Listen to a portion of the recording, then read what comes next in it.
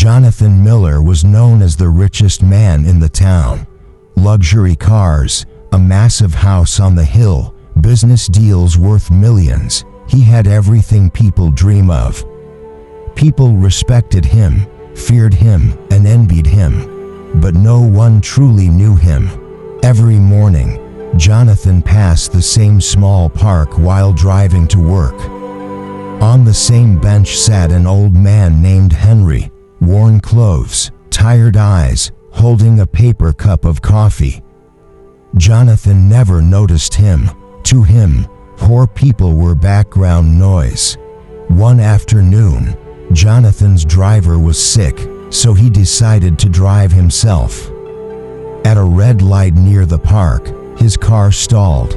Frustrated, he stepped out to make a call. That's when Henry spoke. "Car trouble." Jonathan turned, annoyed. "Yes, and I don't need help."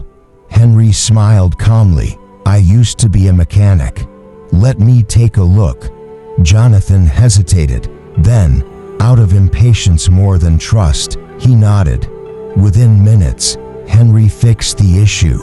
Jonathan was surprised. "How much?" he asked, pulling out cash. Henry shook his head. "No charge, just helping."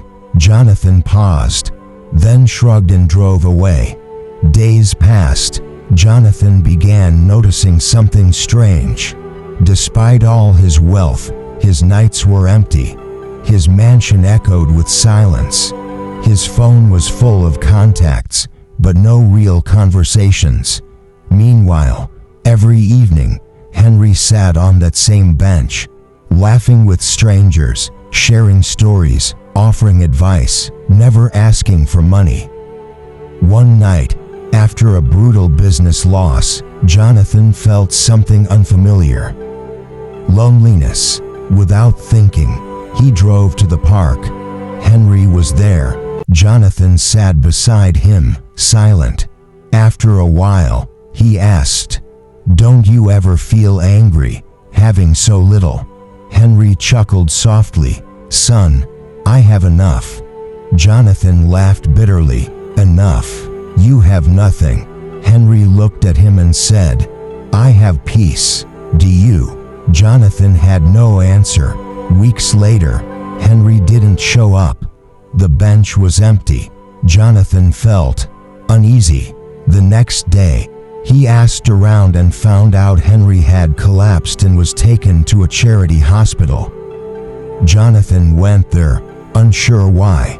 Henry lay weak but smiling. "You came," Henry said. Jonathan swallowed hard. I wanted to thank you." Henry reached under his pillow and pulled out a folded photograph. It showed a younger Henry, with a woman and a child. "My family," Henry whispered. "I worked non-stop, chasing money, missed everything that mattered." Jonathan's chest tightened. "I lost them," Henry continued. "Now I sit on that bench, reminding people not to make my mistake." Henry passed away that night.